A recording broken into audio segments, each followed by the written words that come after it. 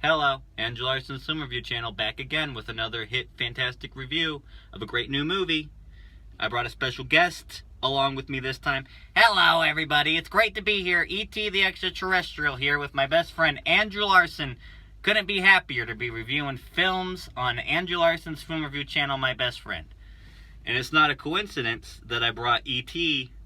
along with me to see this movie, because this movie is kind of like a Goonies kind of movie. And, E.T., you were in Goonies. I wasn't in Goonies, Andrew, but I was familiar with a lot of the kids in that movie, and I did do a lot of work with Steven Spielberg, who produced Goonies. Yeah, that's a great point, E.T. What do you think Steven Spielberg would have thought of this movie?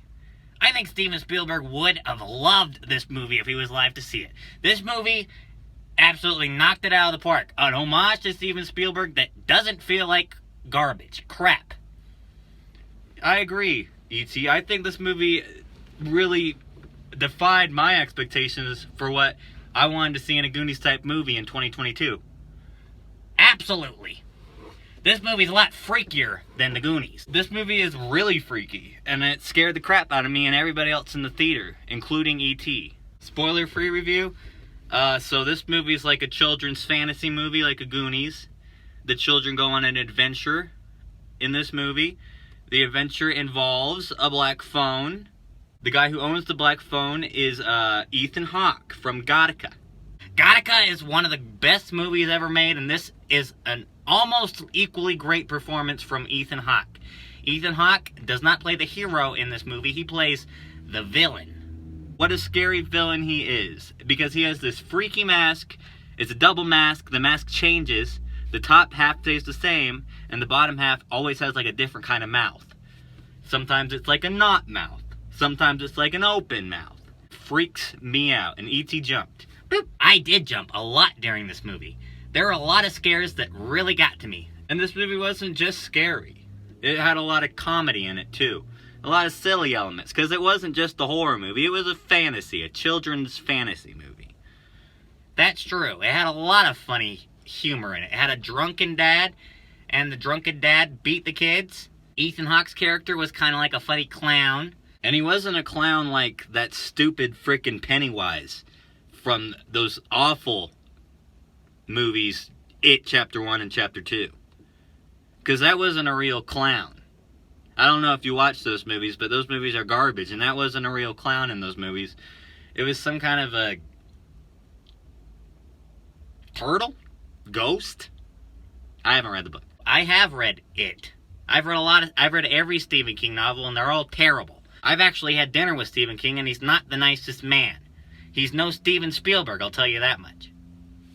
Yeah, but this movie, it's like kind of a Stephen King kind of Stand By Me thing. Like Stand By Me mixed with the Goonies.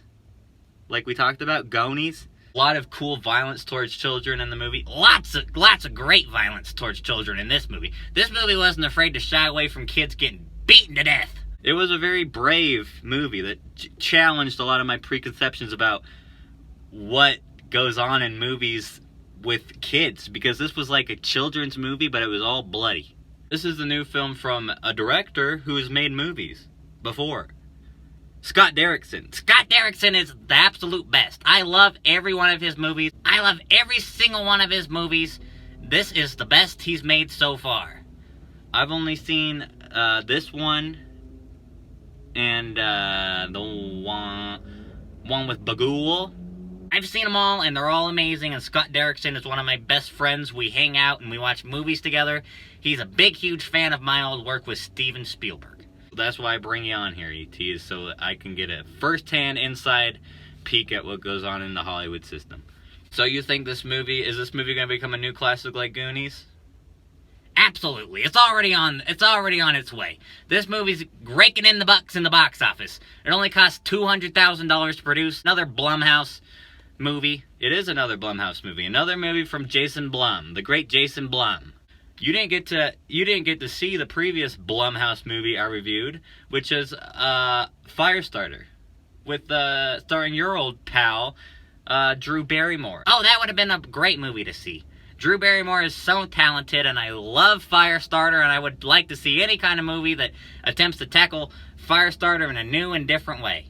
It was a really great movie, and I loved it. And I think with movies like this, Black Phone, and the whatever, Firestarter, Blumhouse is finally starting to realize that what America wants to see is kids getting injured and getting put into dangerous situations.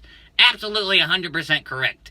Steven Spielberg proved it in the 80s, and they're proving it again right now. What people want to see is children getting hurt. You pay a child, put a child in the movie, and then pour a bucket of red paint on them and say that their parents hit them. I couldn't agree more, E.T. And really, it's not because I like to see children get hurt, because who wants a child to get hurt? It's because I like brave choices that defy expectations.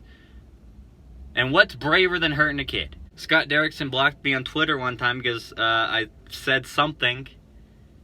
I don't remember. But I hope that he sees this great review and says, wow, that Andrew Larson is a great guy. Really love him.